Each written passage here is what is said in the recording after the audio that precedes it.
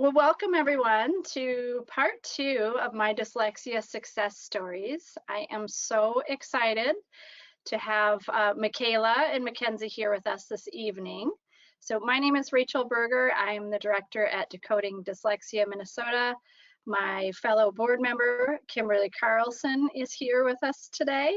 She's going to handle any questions in the Q&A for us. So throughout this evening's session, as we're getting to know Michaela and Mackenzie, if you have a question, feel free to just queue it up in the Q&A. And then Kimberly will give those to Michaela and Mackenzie at the end when we've saved time for Q&A. So without further ado, we're going to go ahead and get started.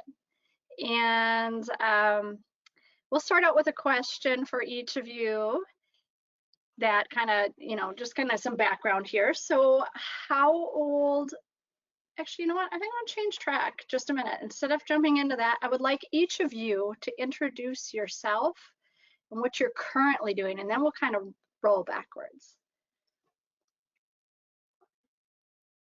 So, okay, I'll go first. I'm Mackenzie Erickson. I do marketing and events. Currently on my own. Love working with nonprofits, municipalities, and yeah, just kind of citywide events or events with like the Chamber of Commerce. And I'm also fixing up a duplex, so I would love for, property management. I've done a bit of in the past, and I'd love to do more of that and provide affordable housing. So a lot of different irons in the fire, and I think that's part of being dyslexic and an entrepreneur. That's awesome. Thanks, Mackenzie. Michaela? I love that. Hi, I'm Michaela Smith. I'm currently working with the city of Minneapolis in a council office. I work for Councilmember Fletcher. Of course, I'm not representing him today. I'm talking about myself. And it's funny that you bring that up because I'm actually trying to buy a home right now and going through that full process with my partner. Hopefully, goodbye in probably in the fall. But yeah. Yeah, I just recently graduated from the Humphrey School of Public Policy, so I just received my master's in May, which feels like yesterday, but it's really been almost a year, which is wild. Right, that's awesome. Okay, so let's get started with the journey piece that so many want to learn about this evening. And for those of you that are here with us this evening, these Dyslexia Success Story series are meant to be inspirational, meant to give you hope for your children, but also to help your students understand what it's like on the other side of that journey through their educational years, and maybe also learn a little bit about different career paths that they could potentially look into and explore as they're navigating their way through education and dyslexia and learning more about what their future holds for them. So, all right, ladies, I would like to know, how old were each of you? And you guys can, I don't want to be like the teacher and call on you specifically, so I'll let you guys take turns. But how old were you guys when you realized you learned differently, and what was that experience like for you? Okay, I can go first this time. That's fine. So I never really realized I learned very differently until first grade, and then the books come out and then there's reading time, and I was pretending to read. And I remember hearing stories even now about my mom saying, like, you would pretend to read books, they'd be upside down, they'd be reading backwards, well, not reading, but just looking through it, because that's what everybody around me was doing, and I just thought everyone was doing the same thing I was. And I found out I was dyslexic in first grade, and because of that, and I think it's also because my mom did daycare, and I was around a lot of other kids my age who we would all do homework, and I'm not able to do the same homework, or my mom always talks about the word that, and there's no picture for that, right? And so there's these little things where I just thought everyone was doing the same thing I was doing until I sat down with my mom or sat down with a teacher, and they were like, no, you're actually not reading. And then I also think about reading Rainbow a lot. Me and my brother, he's also dyslexic, talk about reading Rainbow a lot because I thought that's how people read when I was a little kid. You know, seeing pictures and like the intro song and then being told like, no, that's not it, and not understanding what that's like and realizing I'm different from other kids when it comes to that. And then it got progressively more apparent when I had to learn how to write. So I think that was like the big awakening was right at the age around 8, 9. Okay. Yeah. Man, I have a very similar timeline. I was diagnosed with dyslexia in third grade, but definitely felt that I was different in like kindergarten or first grade, and have almost an identical story of pretending to read in first grade. And Azu is, it's just kind of one of those things in our family. It was, I knew that something was different, and I kind of felt like I had to pretend or keep up. So the shame started pretty early on too. But yeah, it was in third grade that I was diagnosed, and that was obviously a big turning point in terms of getting services and having the school recognize what I needed. So for either of you, again, similar stories, but around about the same age, and not too unlike the students and families we are serving today with DDMN. When you actually found out that that was what you were struggling with, how did you guys feel about that word, dyslexia? I was happy. I mean, it's kind of funny to think about, me as a 8 or 9 year old, but I remember liking that I kind of finally had a name, or we kind of knew what it was. I think I had a sense that was something that maybe my parents were relieved by. And I also have a few older cousins that have dyslexia and ADHD, and so that kind of felt like something that was familiar. And yeah, I was kind of joining a club, because the thing is, I felt like I was different well before that, so it was nice to kind of take that next step of figuring it out. Kind of similar to Mackenzie, I have a uncle who has dyslexia, but we didn't know I had dyslexia because he is adopted. So it's just by chance we both have dyslexia, and he was actually the first one to tell my mom, like, I think she's dyslexic. And that was really helpful for as I was kind of navigating this, what does this word mean? And I think there's like this hard part about being around other kids and them asking outright, like, why can't you read or why can't you write? And that was, I think, the hardest part, because then it's the first thing is for me was I felt the shame and I needed to hide, like I couldn't read. I had to hide that I couldn't write. And then teachers not understanding dyslexia made it worse, because they're still making you try to write on the board and do everything like everybody else is doing, and you can't, and not helping you get to that point, or leaving the classroom early. That was something I had to adjust to, because my siblings didn't go through it. My friends were leaving the classroom early to be in special ed. And so one of the things so there's like this feeling of like, I'm different. What is it? Why am I different? And what does this mean? And even though my uncle understood, he's an adult. He's not living through what I'm going through. And at the same time, there was a feeling of like, there's a word to it. I'm having a special ed teacher who's like, this is what dyslexia is, explaining it and telling me that it's not something wrong, it's something we just learn differently. Like hearing that all the time helps to say like, okay, I learned different. There's nothing wrong with me. I learned different. And that made it feel like it's kind of like a shield. I like that, like decoding dyslexia is a shield, because once you have like that terminology and that realization that we're just we're part of neurodiversity, you need to understand, like I am who I am, and my learning disabilities are what they are. But it took some years to get to that point.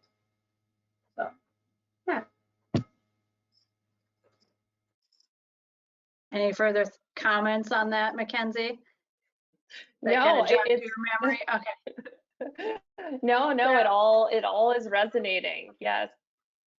so maybe think about some of those struggles. Michaela, you just kind of named a couple of those struggles in particular, and so maybe I will call on you guys here, Mackenzie.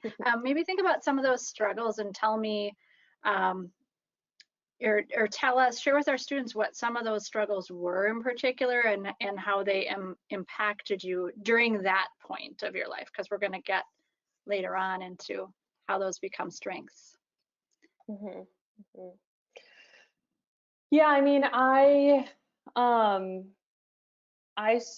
well, I struggled to read, obviously. So just decoding, being quite slow, and the embarrassment of maybe having to sound things out. Well, that's definitely embarrassing. And yeah, any kind of, I mean, I just kind of get the sweats right now thinking about being called on to read out loud or having to write on the board. And so then that gets to spelling. Still, I still have trouble spelling. And so I think a lot of there's that kind of mental gymnastics. I wish it wasn't gymnastics. I wish it was more natural, that we just learn differently. And so there's that same kind of thing about spelling. Like, spelling's just not something I'm very good at, and that's okay. It's not a moral judgment or a sign of like my value or adequacy. But definitely something that when you're in school full time for a decade and a half, feels, it really gets embedded. I mean, spelling is a huge thing, reading is a huge thing, and we all have to learn how to do it. Luckily, we'll get to this later, some assistive technology, so it's not as essential. But that's really how the challenges of my dyslexia manifest, is decoding and spelling. And then just a lot of anxiety about then having to write anything that's too long or too high stakes. I can relate to that. Oh, yeah.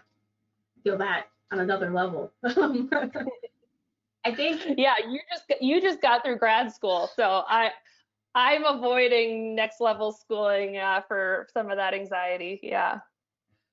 I think when I was like, to speak to like when I was younger, specifically, I think of elementary school always comes to mind because right, like that's when I found out.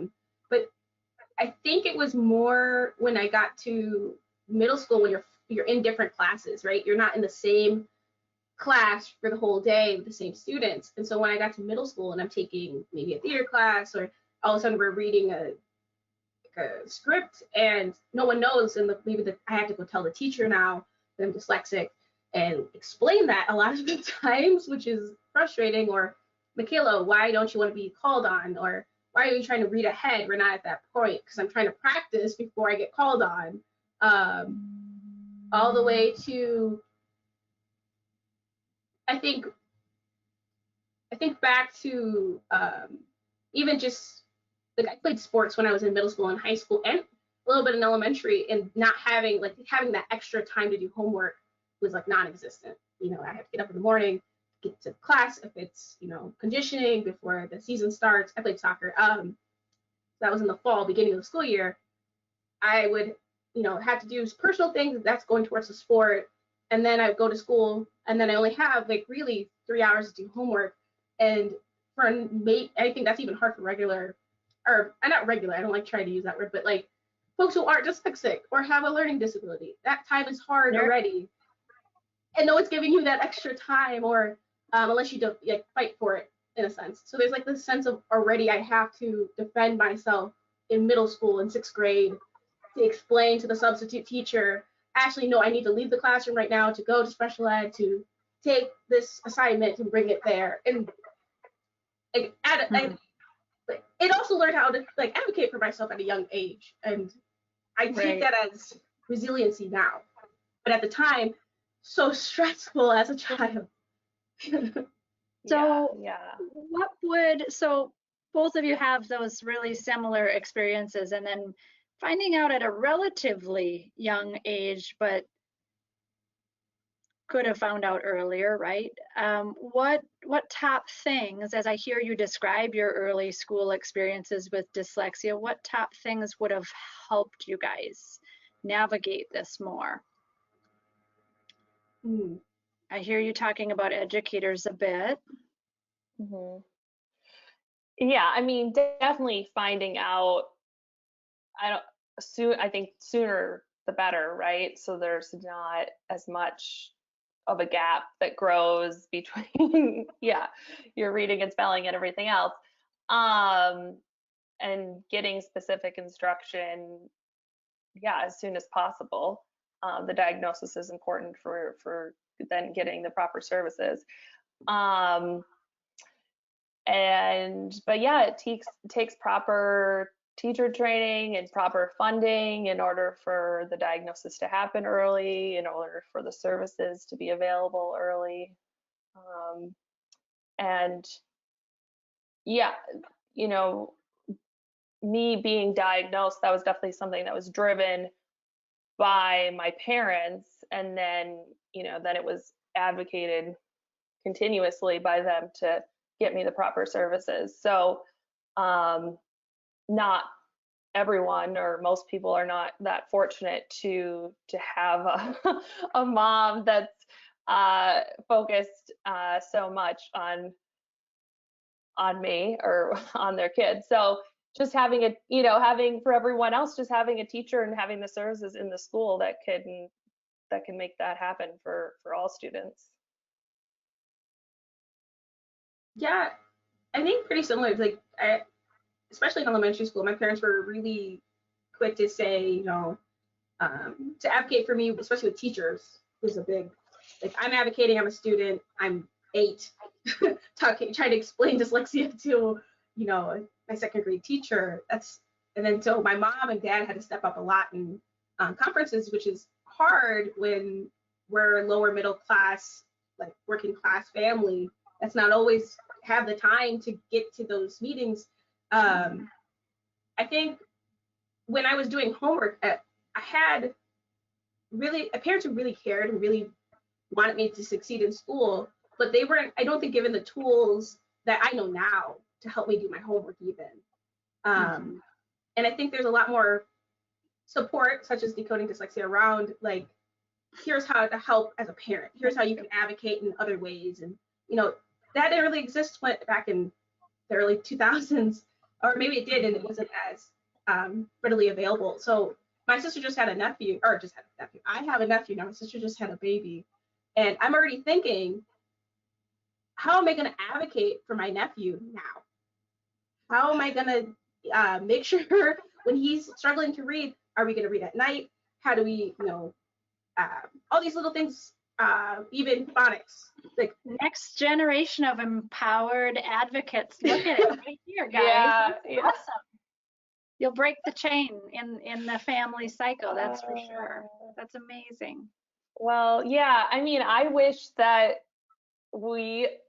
Rachel, I wish that we could break this cycle in the schools.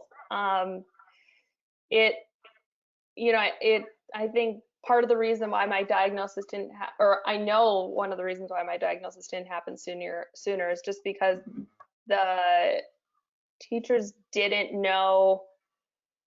There was just kind of a waiting for my light bulb to go on, or for something to happen, because I was bright in all the other areas. So somehow I'll just start reading. And so, yeah. But as you're saying, as a student, yeah. that was detrimental to both of you. Yeah, and parents want to trust. I mean, schools should be trusted experts, and teachers should be trusted experts, and I believe they are when it comes to a lot of things. But in my experience, we didn't come across many teachers that knew about dyslexia, and that's why Michaela and I had to do so much advocacy. So. And that's why groups like ours are here. It's definitely through no fault of their own that the educators hadn't gotten the training. I don't think I've met an educator who doesn't want to reach all of their students. And so, yeah, I think we all can, right? We can all make it better for the next. Yeah. Thank you guys for sharing this part of the journey, the educational years, the diagnosis, how that impacted you.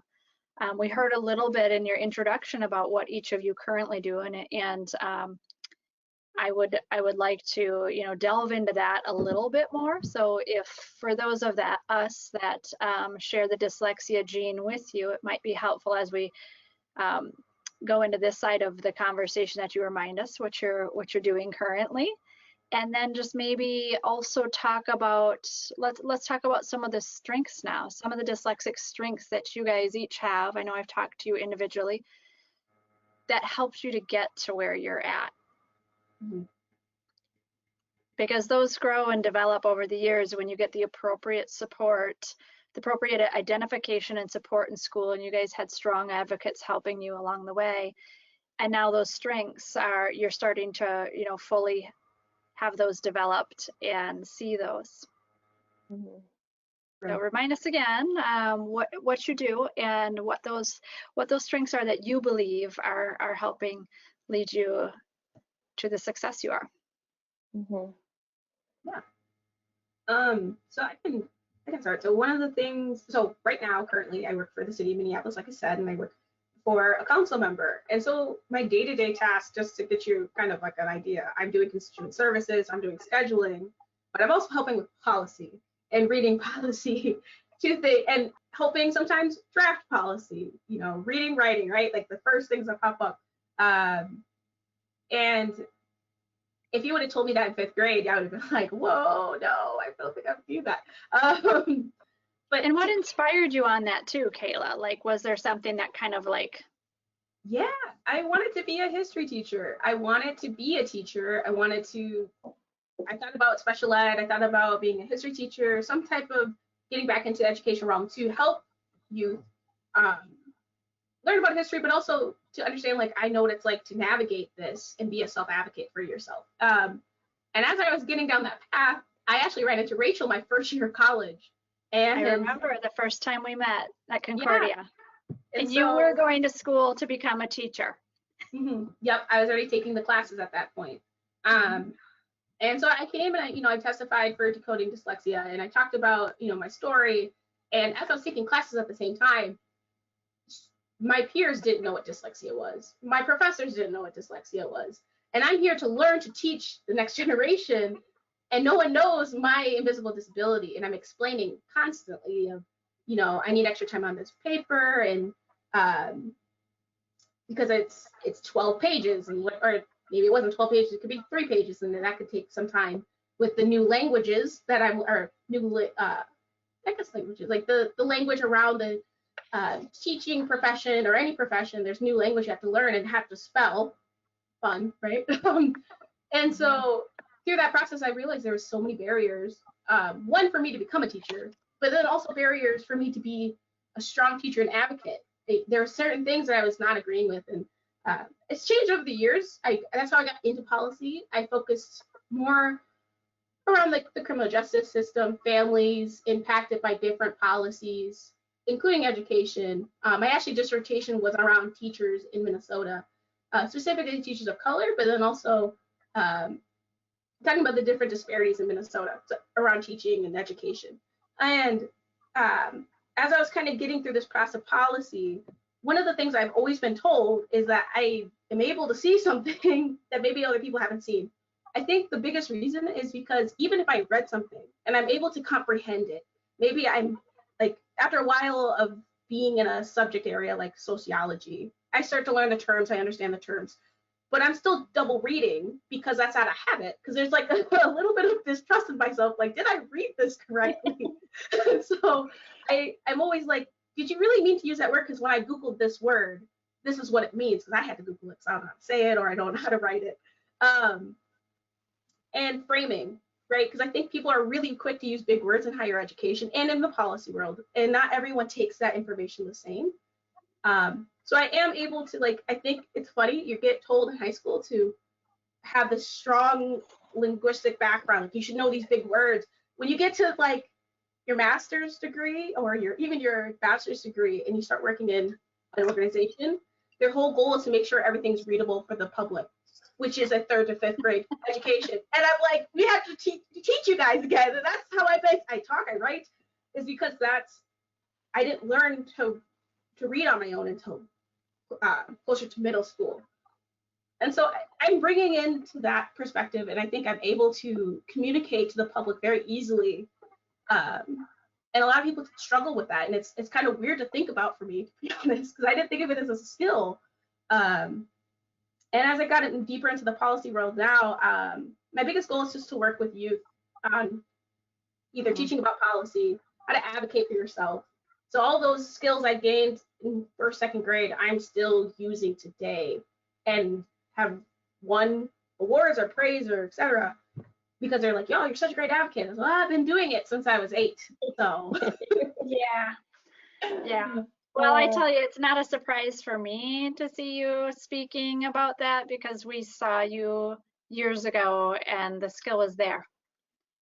It was there. So it's been fun watching that journey. Mackenzie, you as well have some really exciting roles, and I'm pretty sure your dyslexic strengths have kind of led you to be where you are. Do you want to tell us about that? Yeah. Well, gosh, I keep I'm just loving hearing Michaela's story as well, because I had just stepping back a little bit, you were sharing about kind of going to school and learning how to teach and kind of having that meta experience. And when I first started college, I thought I wanted to study educational psychology because I needed so much therapy around my educational experience, and wanted to learn more about learning disabilities, and kind of just learned that the whole world of like the social sciences and educational psychology was a lot of reading and writing and regurgitating, which was exactly what I thought the educational system needed less of. So that was kind of my first track and one of my first interests. Another realization that I had when I was kind of thinking about that as a career path was that it was kind of focusing on my kind of putting even more energy into my weaknesses in some areas where I'd struggled. And so I kind of went through this journey of thinking, what are my strengths and what are my strengths? And just because I had spent so much time fitting in and kind of conforming and trying to succeed in the traditional ways through high school, that it took some real kind of self-searching for me to think about what has always come naturally and what I am good at. And so I ended up transferring schools and studying marketing and graphic design. And those are things that I'm good at. Marketing is a total combo of psychology and business and visual aesthetics, and being, analyzing on a psychological level is important to me. I enjoy, all aspects of marketing. So that's what I majored in, and I spent 5 years working for Bookshare, actually, applying those marketing skills and to a cause and a company that, kind of aligned with my other values in education and assistive technology. So that was a really nice marriage. And then when I moved back to Minneapolis, Bookshare, or Benetech, their parent company, is in the Bay Area. I kind of had another peeling of the onion, that job was a lot of sitting still and still a lot of emails. And I was really excited to be back in Minneapolis and kind of exploring the city as an adult. And so I got I worked for a consulting firm downtown where we were doing a lot of events and marketing for office buildings and working with cool venues. And I just kind of fell in love with Minneapolis again, and then started doing that work on my own. And have kind of found, I mean, of course, everything this last year is different, but have found a nice balance of sitting still at a desk, which I, do sometimes want to do, and in that job, running around downtown, and in some of my new work,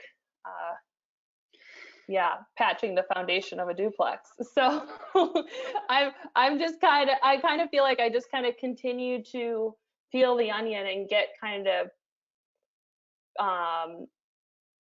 truer to the strengths that I've always had, or closer to what I did as a kid, which is just playing with blocks, and planning Awesome. planning weddings. That's great. Those are the two things I was into as a toddler, and so just trying to do those things again. Well, and the great thing about it is that I always think is, you've got the rest of your life to work in a career. There's no reason to think that you have to be in the same one forever. And certainly at, your ages, you're able to try on a few different hats and see how they fit. And, there's no love lost if there's something that, you realize like, hey, it's not for me, right? Like you'd always kind of reinvent yourself. Do either of you use any tools? Like in Mackenzie, you had said earlier, we'll get to the assistive tech piece. You worked for a large assistive tech company, which everyone, I should say everyone, many of us who have dyslexic children or have dyslexia ourselves are familiar with Bookshare. Tell us about the assistive tech that you guys use currently, or that helps you currently to be more effective and efficient within your your work life day to day. Yeah, I mean, I have a MacBook Pro and I just use the built-in text to speech. Alex is the voice I use. We have a relationship. He reads all of my emails to me and all of these long articles. Well. What? Said he knows you quite well, huh? He does, yes. I mean, he's my longest relationship by far.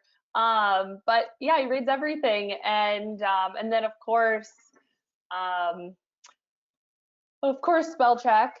And sometimes spell check is so far off, or that I just have to Google. So Google Image, and as I was just talking to someone, I know I'm not the only one that does that, but Google Image is just an amazing spell check. Tell me what you mean by that. Like, I mean, like, I didn't know how to, I was misspelling, just this morning, I was misspelling hedge, like a bush, a hedge, so wrong that like spell check was not getting me closer. And then even when I thought I had it, Alex was reading it with a slight accent, so then I wasn't sure. And so I typed it into Google and, just selected image, and a bunch of pictures of hedges and bushes came up. And that's how I knew that I had arrived. The AI on Google was stronger at picking it up than the spell checker. I think Google, yes. And I think I had finally spelled it correctly in email, but I was kind of just doubting myself, like maybe that's some other word I don't even know. So it's kind of a new word that I'm writing with. I'll often just use that Google image for confirmation. That's a good tip for people, I think. I didn't know about that.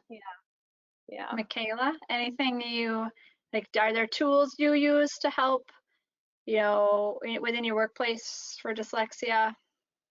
Yeah. I think not at my current workplace, because I work for the government, so I can't just download any application unless it's covered under, like, I've had to go to I have to go through human resources and say I need this for my dyslexia, which I know how to use those avenues. But in college, one of my favorite was to use Grammarly, because even when I know how to spell the word right, sentence structure is evil. It's not evil, but it was so hard for me to make, like, when I can say it, I can explain it, people understand what I'm saying, and then they look at my sentence when I'm writing a paper and they're like, spell check has got you in place, but it's not grammatically correct. And I still struggle with that a bit. And so in college, I used it a lot with writing emails. It helped a lot. The spell check, of course. Google is probably my best friend because I can speak into it. That helps a lot. I'll use my phone and I'll speak into it, say a word. I think there's a fear that I had in college where if I didn't know how to spell, I loved your example of hedge. I struggled with occur, like to occur, just writing Rachel today. And I was like, there's no image for that. How do I explain that? I'm spelling with an A. I'm doing my phonics. I'm also like drinking coffee still at 7:30 at night. And so if I'm tired, it makes it worse. And so sometimes speaking it out in a sentence on Google will say, actually, this is the word you're trying to think of. Oh, yeah, they'll pick it up. It makes sense. Yeah. Google will you can just Google, you can use Google to spell check like an entire paragraph. Right. Yeah. Right. And when I was in graduate school, and it still helps now, is Adobe. I'm pretty sure it's just Adobe. But if you have a lot of scholarly journals, when they are brought up on Adobe, they'll read them to you. So if you don't even have, let's say you're at a computer at the library, that isn't a great example of, okay, but it has Adobe because I'm at the U. Or most places have Adobe already installed. I can go find a scholarly research, bring it there, and it'll read it to me without having to download because this is with my computer. And I think scholarly journals are getting better. So if you do go to college, that is, I think, a lot of people's fear, even people who don't have dyslexia, is scholarly journals, right? 25 pages. That's the reality of reading the abstract, which is just a paragraph, can even be daunting. And how they're getting better at having materials already built into their databases for people to hear it read to you. Because I think I struggle to find ones that are free. I think right. I get it's, and sometimes, I'm just graduating grad school. I have a budget that I have to stick to. So having, Google is always free. And then if you work somewhere, they have to provide because of ADA. And a lot of times they want to help because they want you there. People, if they hired you, they want you there and they're willing to help. And I've been offered extra help in different, so there's a lot more things out there, even that will be provided by your workplace, which is amazing. I think people don't know until they get into a job. Speaking of that, are there, what is it like asking for accommodations at a job versus like when you were in school? And like, how do you feel about that now? And how are workplaces? And keep in mind, like, this is the thing that mothers, we want to know, that there's hope and there's a place for our kids.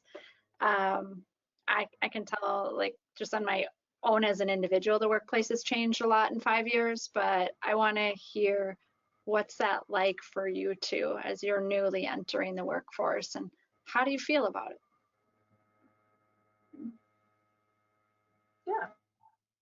Sorry, I added a lot of words, and I realized, like, when people do that to me, I'm like, so what was the question?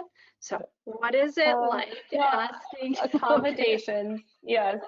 At the workplace now versus school? I was like, oh my God, I just did what people do to me, and I'm kind of like, what'd you say?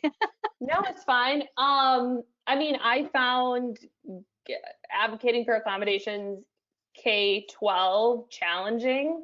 Some teachers got it, some didn't, but it's exactly what it's advocating. It was asking and explaining, and when you're in middle school and high school, there's even more teachers, and so then you have to like go to every teacher, and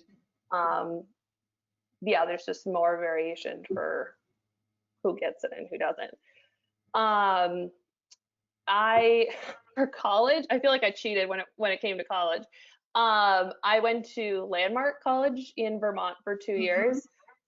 So exclusively for students with learning disabilities and ADHD. And when we toured that school, my mom was like, "These are the only people that I've ever met that know more about dyslexia than I do. Okay, you can go here."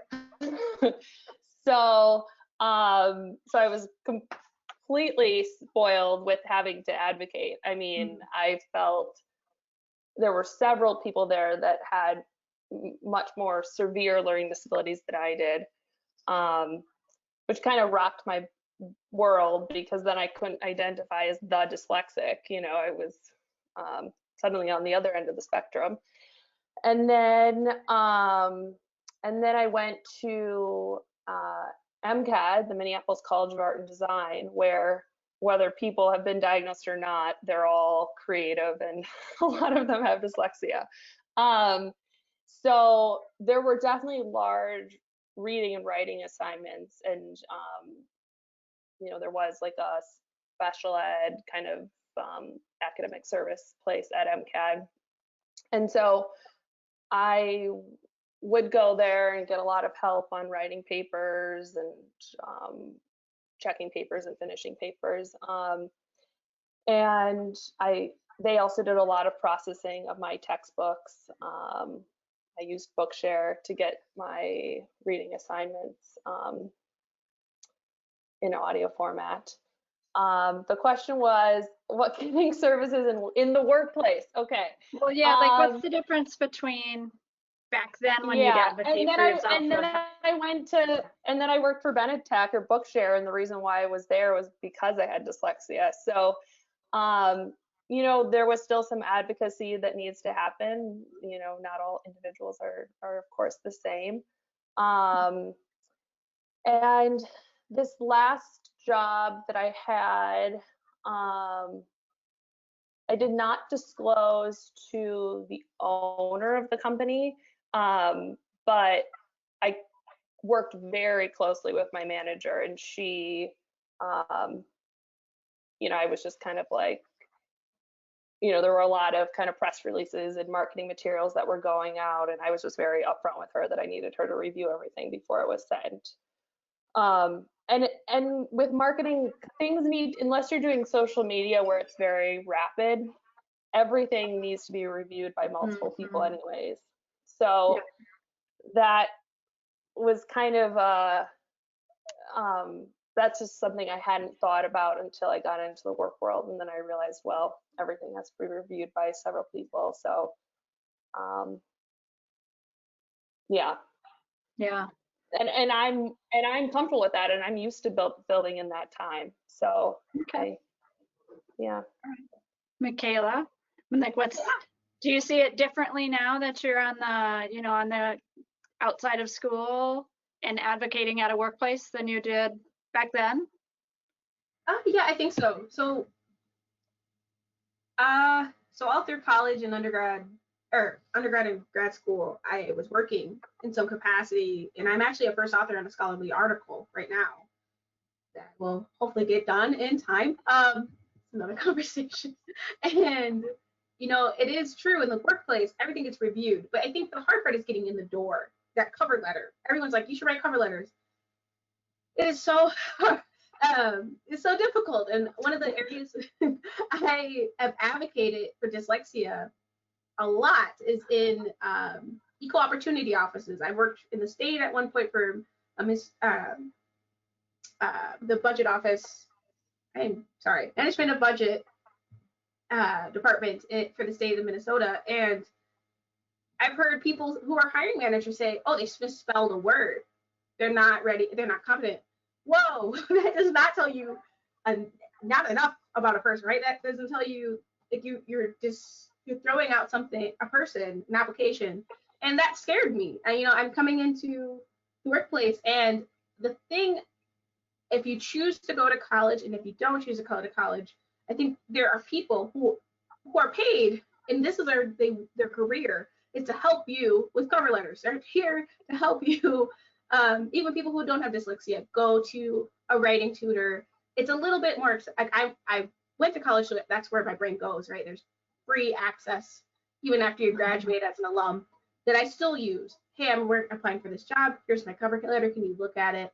So there's resources that way. But even if you go to, those are things that I think like as a person with dyslexia, I thought I was the only one using. Or if I see a scholarly journal, someone wrote this in one taking. That's not true. Someone is editing. Like Mackenzie said, things are always being edited by folks. So I think cover letters, I've had to like push hiring offices to say like that doesn't tell you the full person. And if you're going off of just spelling, that's not what you're hiring someone for anyways, normally. So anyways, Yeah. And then I also think about, even when you get into the job, there's protections around you. You don't have to disclose to someone that you have dyslexia. And I think people forget we're a part of ADA. Like we're a part of the Disabilities Act. Like it's an invisible disability, but it's a disability. And so if you get into a job and you tell someone, hey, I need extra editing, they can't say, well, you can't do that. Gotta go. Like that's not gonna happen, because they hired you for multiple things. And especially when you work for a big corporation, if you work for city government or state government, they normally have accessibility tools already. And they normally will adapt to timelines. I'm in a very fast-paced environment in policy, right? Things are getting pushed out all the time. Things are changing. Someone's editing. The biggest thing about that is being vulnerable. I think that's the hardest part internally. I have to tell myself, I have to advocate for myself in this moment. I need someone to look at this before it goes out. I know we already had that in case, but if you're taking my draft and you come back to me and it's all red and you tell me, what is this? I need you to know that that's not helpful. That's not helpful to me. And it's harmful, because then I don't feel confident giving you something. And I think workplaces are getting better. I really do. I worked in a lot of different places for both City of St. Paul, City of Minneapolis, the state, at least government. I can't speak. I guess I've only worked really in government lately. But yeah, it's different because like now that I'm in a place, I can't just be like, hey, former professor, tutor, person, read this document that's confidential. Can you edit it? Like that's not there anymore. But there's people I've built relationships in my workplace who are willing and want the same outcome as me. Yeah, I think that's an important skill. I think that's an important skill or trait of a successful individual with dyslexia, is building those like trusted relationships. I mean, this is going way back, but I remember when I decided I wanted to be student body president in high school, but I was nervous about having to take like secretary notes or write on the board in our weekly meetings. And my best friend said she'd run for secretary and like do all of that stuff. And like just that, having that trusted relationship, and that trusted relationship that I had with my manager in like my last job, and being able to be vulnerable and them seeing your strengths as well. I mean, those are very symbiotic relationships that I had. That's awesome. Okay, well, we're getting to the end of our evening, and so I've got one more question for each of you, and then I want to allow individuals to ask questions if they have any for you guys. Mostly what we find with these events is people are just so eager to listen to your story. They may not always have questions, but those of you that do, perhaps get your question into the question pane, and Kimberly's going to check that. Okay, so what is something that, think about that child back in the days, elementary school, around about the time that you guys were students, newly knowledgeable about your dyslexia or your struggles and navigating this educational world that didn't seem designed with you in mind. What is something that you would tell a a child maybe watching this evening, or one of our children, that might help them get through these next number of years? Something, or a couple things even. Like, I won't limit you to just one thing, but what would you say to a child today?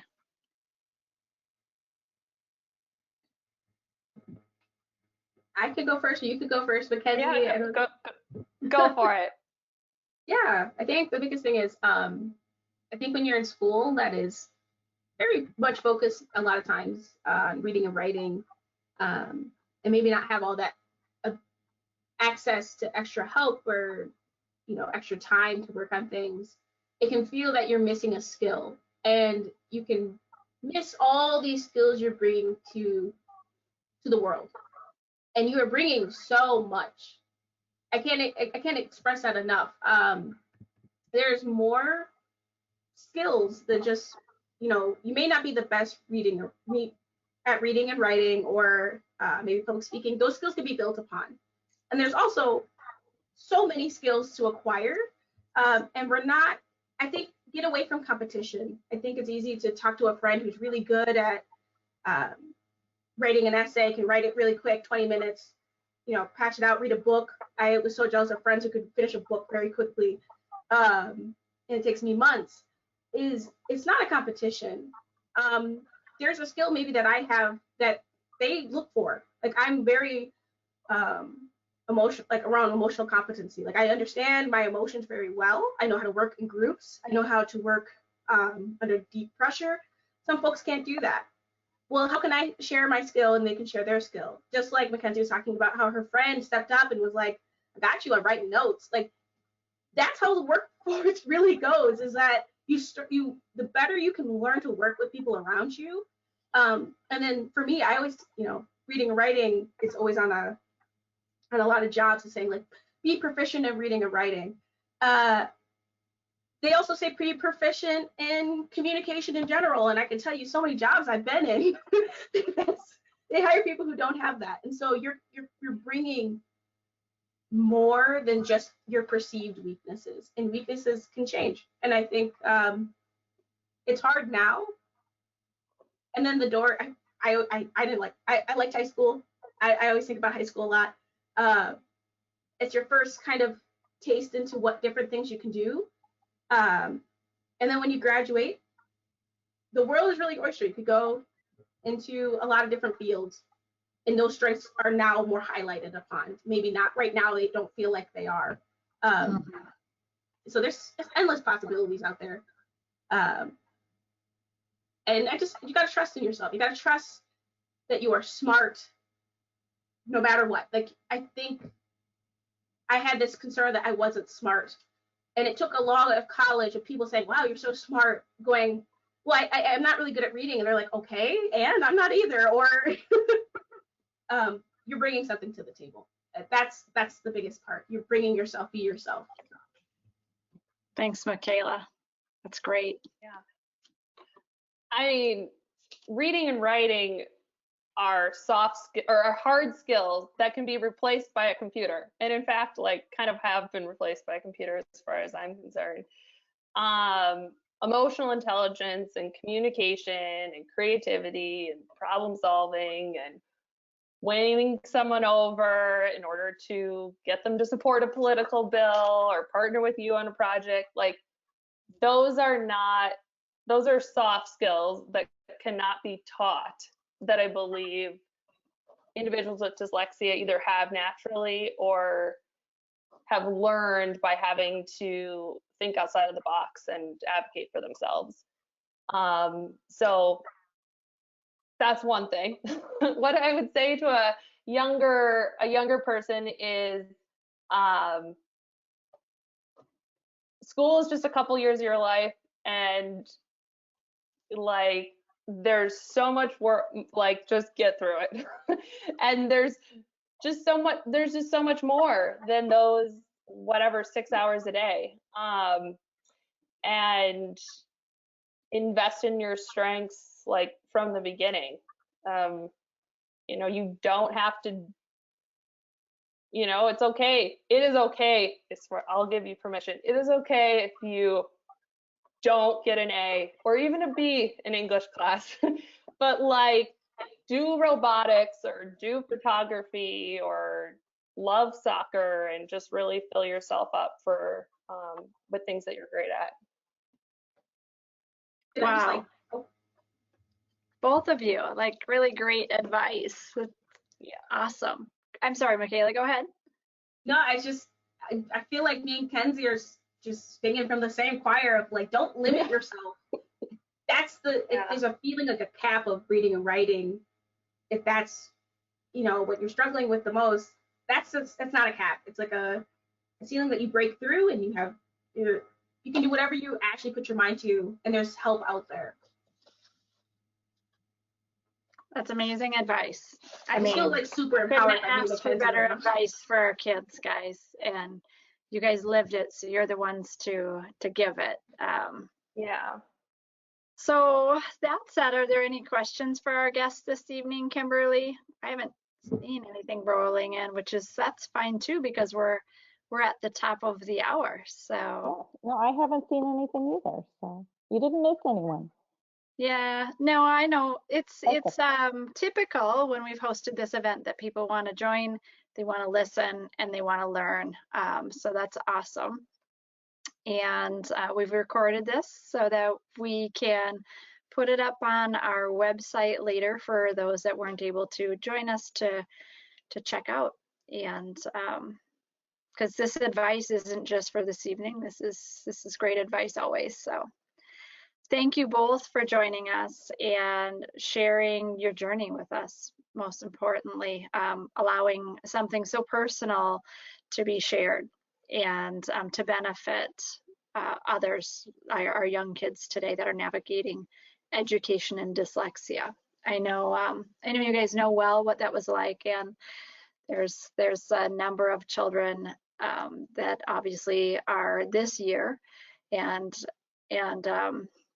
beyond new to the world of dyslexia, new to navigating, and uncertain about what that means for them. So again, thank you from Decoding Dyslexia Minnesota for sharing your journey with us. And we are so proud of the successes both of you are. Thank you. Thank you. Thanks for having us. You're Thank you very welcome. much, ladies. And anytime you guys are, looking for really awesome boards to join the ranks of empowering the next generation and beyond, think of us. All right, ladies. It's been wonderful. Bye. Thank you so much. I hope to see and hear from you again soon. Thank you, everyone. Okay, you too. Bye. Bye. Bye.